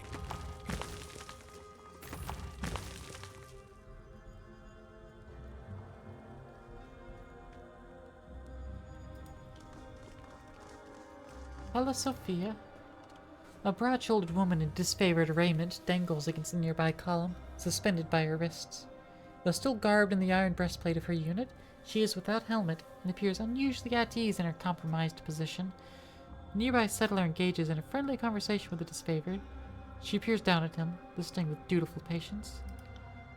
The last leer hooked that trout just fine, but took the whole thing downstream with it when the knot gave out. I rapped the line several times, just like you said. You aren't fibbing me, are you, Sophia? Remain silent. Jaspos's brawn should be strong enough for trout. No way the hook broke in its mouth. You probably didn't wrap the line around itself enough times. Remember what I said. It's at least 5 twists around before you loop and tie it out to form the clinch. Just try it. It'll work. And if the fish bite, I expect you to save some of that trout for me. Huh, you would. I'll give that knot another try. It's too bad you can't just tie the damn thing for us. I'd gladly do that, but you know I'd have to cut you traitors out first. At least then I'd have all the fish to myself. You say that every time I come by. At any rate, thanks for the advice. I'll be sure to try again with the light. Until next time, Sophia. Good hunting, then. Fatebinder, I heard we had newcomers, but I wouldn't have guessed someone of your stature. I'd salute an officer of the court, but I'm somewhat indisposed at the moment. How'd you end up on the column? A few span back, after Cairn finally declared rogue, the general wanted folks out looking for what made Cairn lose his sanity, or his loyalty, depending on your outlook. My unit played escort for a team of Earthshakers as they retraced Cairn's journey through the tiers. We were headed to the Gates of Judgment, came across a crevasse, which happened to be, well... A middle-aged woman walks by, clutching a woven basket, giving Tella Sophia a wave. The soldier nods in return. Good day, UCO. You seem to be on good terms with the locals. They rather lovely spoke, despite all of them being Kairos-mocking scum deserving slow deaths. Where was I? We paused to investigate, only to find this nest, this hive. Trespassers living with beasts as equals, all of it an abomination. There was no choice but to put them to the sword. We fought well, but our events fell apart when that coward Ergion threw up his arms and surrendered. He broke ranks and left us exposed. If I had been knocked senseless, I would have executed him myself. Woke up hoisted on this wall, and I've been here ever since. How are you still alive? Graven Ash protects. The General's Aegis can sustain us through far more trying circumstances. My wrists are mangled, and I've been tired and hungry for longer than I can remember, but I'm far from death's door. The settlers feed me just enough to keep going. I'm sure I smell worse than a beastman dung heap, though. Why don't they just execute you? They have, in a sense. The beast woman leader of the local pack ordered that I be strung up until dead. I guess she didn't understand Aegis Aegis, so who's laughing now? Nobody wants to anger the resident Bane hunters, so the beasts must have their way.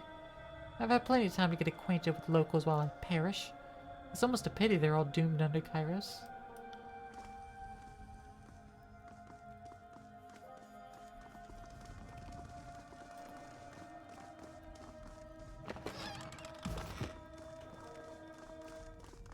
Alright, so what is this?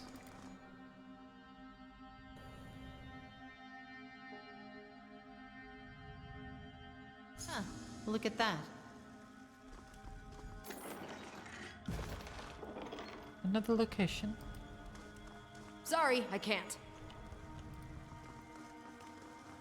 Waterfalls, Tycho, Luna.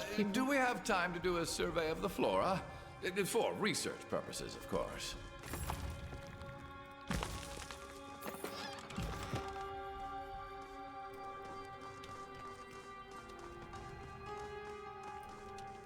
Ocean's Fury.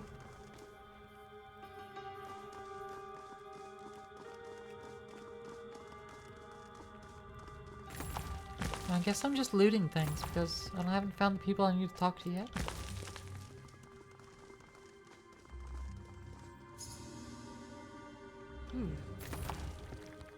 Ooh, iron greatspear. Nice. Rubbery dung-scented mushrooms. They take care of it as if they were the finest fruit.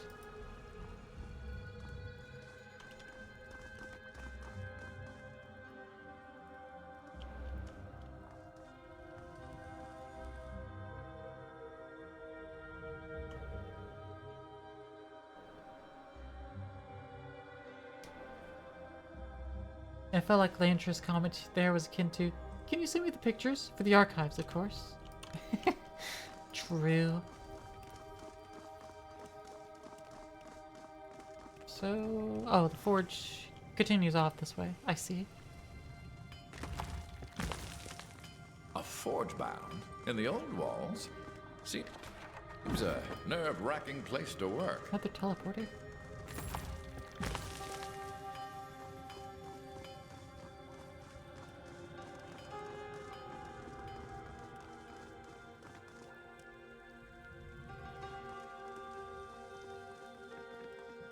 Jaspos, master of napping.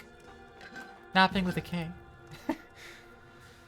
A heavily muscled man stands next to a mixed pile of broken floor tiles and smashed boulders, head bent in focus, sledgehammer gripped tightly in both hands.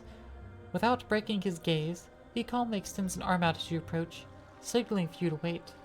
In one smooth motion, he whirls the sledgehammer in a precise arc, effortlessly splitting a large green-gray boulder in two. He smiles and lets out a pleased chuckle before turning to greet you. Ah, Fatebinder, or should I say Governor. After years of military campaigning the Bastard Tier, you were selected by Tunon to oversee Lethian's Crossing, capture settlement haven that was deemed suitable for iron production. While you stepped in the role in the late 429 and trusted the city to disfavored officers, you're still widely known to this day as the Governor of Lethian's Crossing. For the settlement saw its safest, most productive seasons during your rule, and there was a time when nearly every quartermaster in the two armies wanted to befriend you, or the Iron Spy Patrol. And that explains all the ruckus I've been hearing. Forgive my rudeness, masters of the craft rarely break focus if you can help it. Old habit. Your arrival is unexpected, but my forge is always open to servants of the court. What can I do for you? I am Jaspos, master of napping, and this settlement is called the Bastard's Wound. I expect you're looking for its leader. No doubt someone pointed you in my direction.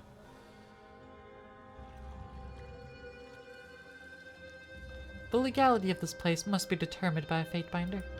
Then we're lucky to have you here, Fatebinder.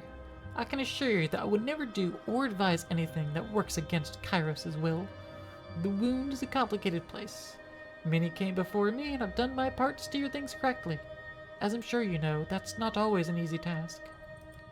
You're also a master of napping. There is another man here that unfortunately holds some sway. Wagstaff, a tidecaster. Possibly the last tidecaster, from what I understand. He practically found this place years ago, and truth be told, he's the one responsible for its creation, legal or not. We don't always see eye to eye, but I did trust that his decision was respectful of the Overlord's will. A dull crash interrupts the exchange. A forge helper, hands still trembling, hastily attempts to gather the pieces of dropped bowl. Nearby, several onlookers have gathered to observe the meeting, whispering nervously amongst themselves. Forgive them, Fatebinder. They're understandably anxious. As you know, men and women live and die by your words. These people here, all of us in fact, are wondering what your intentions are for this settlement.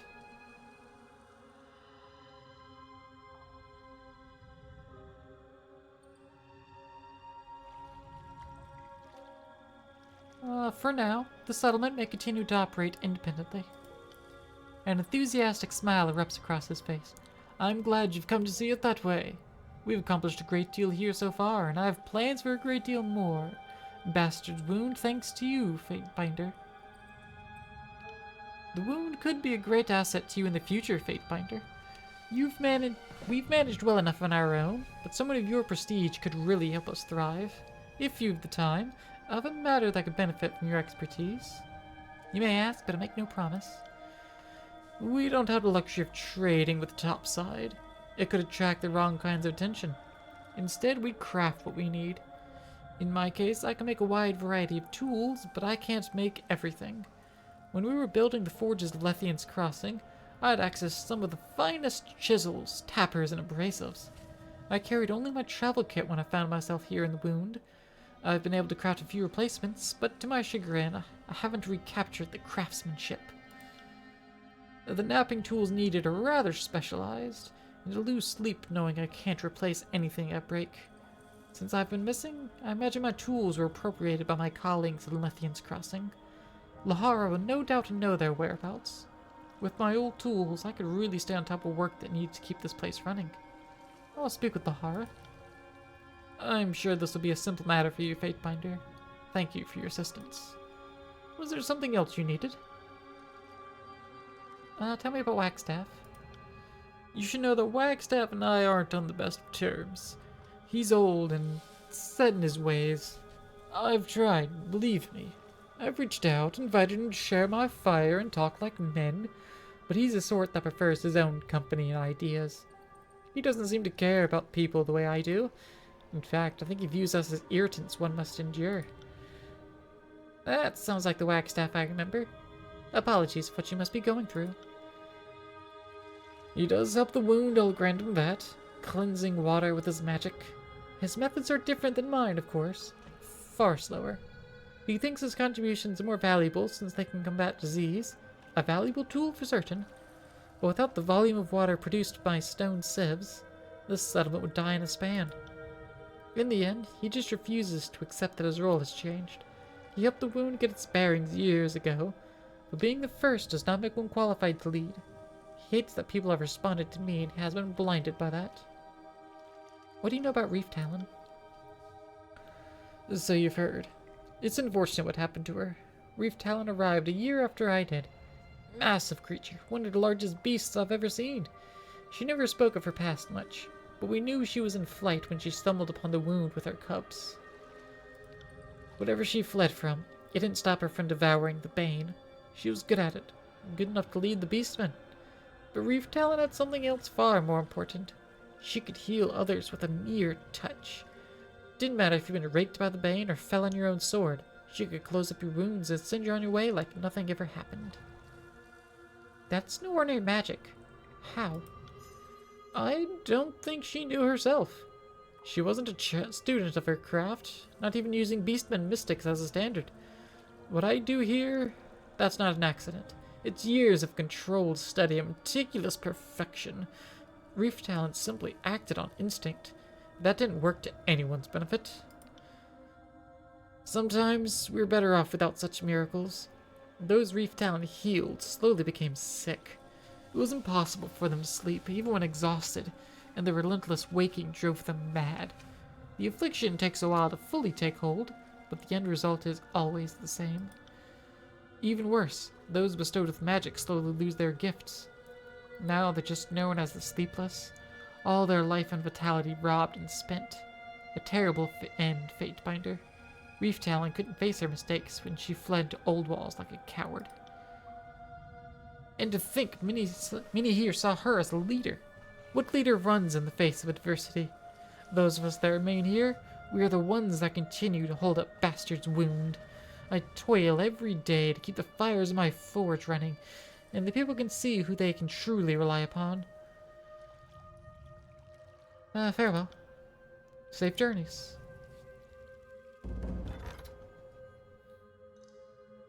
So, I need to cut the stream short. My nose feels stuffed. And also, I have to wake up early in the morning. Like, really early. So, I apologize for suddenly cutting the stream short today. But I do what I must. But that does mean I'm going to send you over to someone. Recover quickly. Yeah, I don't think I'm sick. But it's just my nose is like kind of not operating as my nose should operate. For lack of a better turn of phrase. But like I said, I also need to wake up really early in the morning. So I can maybe actually get my drywall order. Ugh. That was it's a trouble and a half, I tell you. But we're gonna go hang out with Sister Trashly, who's playing some Mass Effect. So please be sure to copy your appropriate raid message. Oh, we have an ad. Oops. I'm sorry. But we're gonna head over there. We're gonna go annoy her. I'm gonna get some rest. And I will see you all next Tuesday with Zorbeltis for more Stellaris. Yeah? Let me know if you have any scheduling conflicts, Zorbeltis. If something comes up and you have to cancel, don't feel bad. I can find something else to do. But I shall see all of you pedals next week. So until then, bye-bye!